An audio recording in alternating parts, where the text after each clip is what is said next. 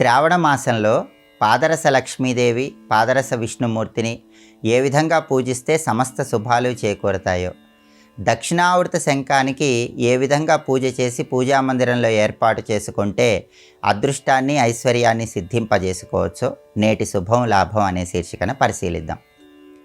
శ్రావణ మాసం లక్ష్మీనారాయణలకు ఎంతో ప్రీతిపాత్రమైన మాసం కాబట్టి పాదరస లక్ష్మీదేవి విగ్రహాన్ని, పాదరస విష్ణుమూర్తి విగ్రహాన్ని పూజా మందిరంలో శ్రావణ మాసంలో ఏర్పాటు చేసుకొని ప్రత్యేకమైన విధి విధానాలతో పూజ చేసినట్లయితే అష్టైశ్వర్యాలను సిద్ధింపజేసుకోవచ్చు.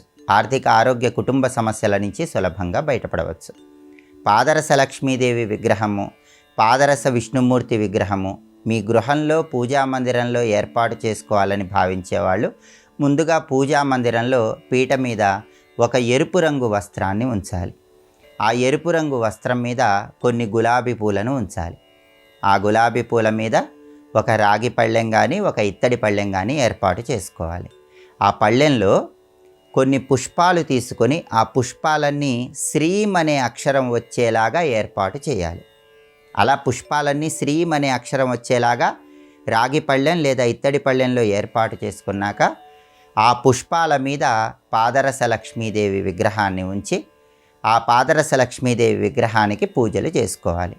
పాదరస లక్ష్మీదేవి విగ్రహం పక్కనే పాదరస విష్ణుమూర్తి విగ్రహం కూడా ఉంచి పూజ చేసుకుంటే లక్ష్మీనారాయణులు ఇద్దరి అనుగ్రహానికి సులభంగా పాత్రులు కావచ్చు. అలాగే మీరు పాదరస లక్ష్మీదేవి, పాదరస విష్ణుమూర్తి విగ్రహాలను పూజా మందిరంలో ఏర్పాటు చేసుకునేటప్పుడు పూజాపీఠం మీద అష్టదళ పద్మ ముగ్గు, స్వస్తిక్ గుర్తు ముగ్గు, ఈ రెండు ముగ్గులు వేసి ఆ తర్వాత పళ్ళెం ఉంచి వీటిని ఏర్పాటు చేసుకొని పాదరస లక్ష్మీదేవికి, పాదరస విష్ణుమూర్తికి ఆవు పాలతో అభిషేకం చేయటం, ఆ తర్వాత శుద్ధోదకంతో శుద్ధి చేసి రకరకాల పుష్పాలతో పూజ చేయటం చేస్తే లక్ష్మీనారాయణుల సంపూర్ణమైన అనుగ్రహం కలుగుతుంది. అలాగే శంఖం గృహంలో ఉంటే కూడా విశేషంగా లక్ష్మీనారాయణుల అనుగ్రహం కలుగుతుంది. దేవదానవులు క్షీరసాగర మథనం చేసినప్పుడు లక్ష్మీదేవితో పాటు శంఖం ఆవిర్భవించింది. అందుకే లక్ష్మీదేవికి శంఖానికి సహోదర భావం ఉంటుంది. విష్ణుమూర్తి తన దక్షిణ హస్తంలో శంఖాన్ని ధరిస్తాడు కాబట్టి దక్షిణావృత శంఖాన్ని పూజా మందిరంలో ఉంచుకుంటే లక్ష్మీనారాయణుల అనుగ్రహం కలుగుతుంది.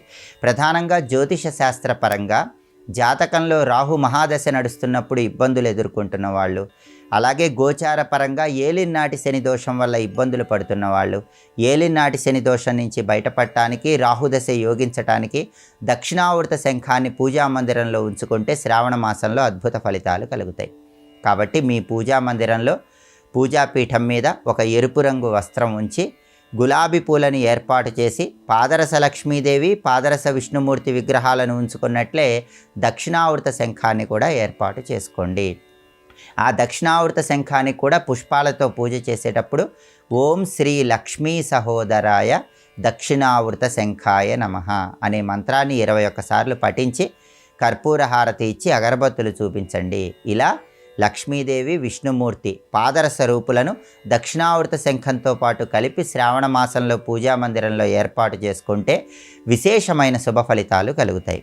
అలాగే శ్రావణ మాసంలో లక్ష్మీ కటాక్షం కలగటానికి ఏకాక్షి నారికేళం కూడా విశేషంగా సహకరిస్తుంది.